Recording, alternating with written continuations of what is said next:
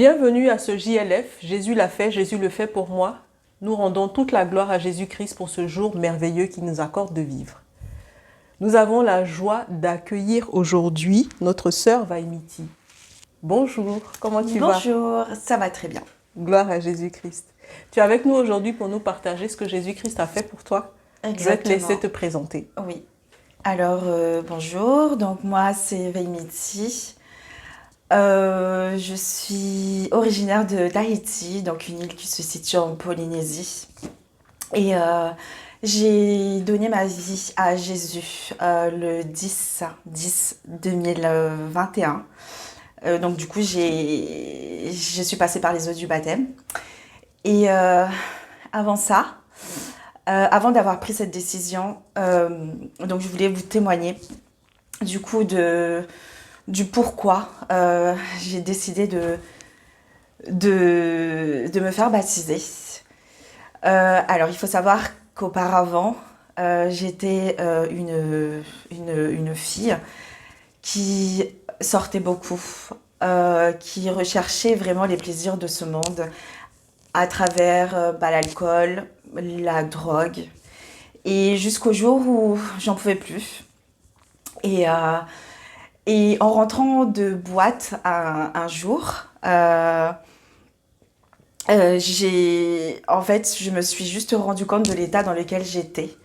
Et malgré le fait que j'ai passé une bonne soirée, enfin que la soirée s'est vraiment bien passée, etc., je sentais quand même quelque chose qui me manquait. Et à partir de là, j'ai commencé à prier. Et Dieu, en fait, ce qu'il a fait, c'est qu'il a commencé à mettre des personnes sur mon chemin. Donc moi, je les appelle des sentinelles. Et ce sont des personnes qui m'ont guidée vers certaines églises jusqu'à ce que je connaisse, l'Assemblée de Dieu. Et, et, et à partir de là, j'ai décidé du moins de donner ma vie à Jésus. Et en fait, ce qu'il a fait, c'est que tout ce qui était brisé en moi, donc il a tout restauré.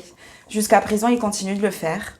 Parce que c'est quand même un travail de longue haleine, hein, comme on dit. Et aujourd'hui, je peux vraiment témoigner que Dieu a vraiment des grands projets pour nous. Et même les plans qu'on a prévus nous-mêmes ne sont même pas comparables à à ce qu'il a prévu lui-même. Et du coup, voilà, à travers mon témoignage, je voulais encourager toutes ces personnes qui sont un peu perdues à se rapprocher de Dieu, parce que il n'y a pas de meilleure vie qu'auprès de lui, en fait. Amen, gloire à Jésus-Christ. Et de ce que tu as traversé, tu ressens aujourd'hui la main, l'amour de Christ dans ta vie. Exactement, donc la gloire de Dieu, je la vois dans mon quotidien. Et j'ai juste une petite parenthèse, c'est que il y a 2 semaines, on a vécu un grand événement, donc c'est celui de ECHO, donc c'était un grand rassemblement de tous les chrétiens, enfin de toutes les ADD de l'Europe, enfin de France. Et en fait, ce jour-là, Dieu m'a vraiment démontré à quel point il m'aimait.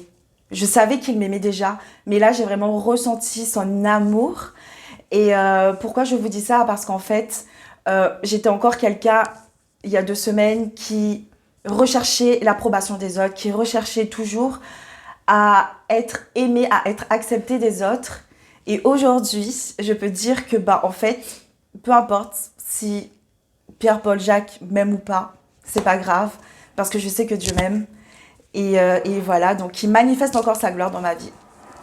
Amen, tu as eu de l'assurance de l'amour de Christ pour toi. Exactement. Et ça t'a délivré en Tout à gros fait. de chercher l'approbation des hommes.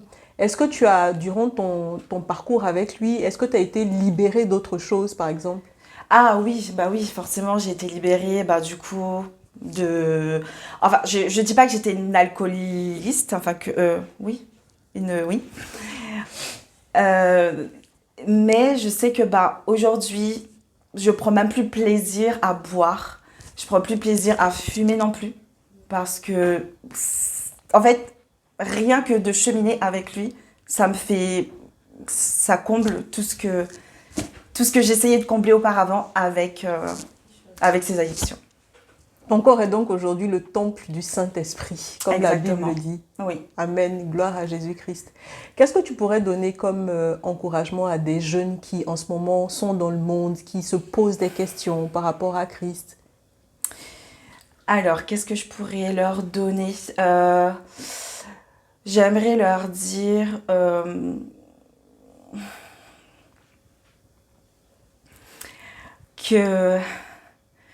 qu'on a un Dieu qui nous aime, et tous les plaisirs qu'on peut, enfin, je sais pas comment dire en fait, pardon, tous les plaisirs qu'on, comment dire, à travers, comment je peux expliquer? Alors, on pense combler certains manques à travers l'alcool, à travers la drogue ou à travers de la fornication ou autre. Mais en fait, tout ça, c'est éphémère.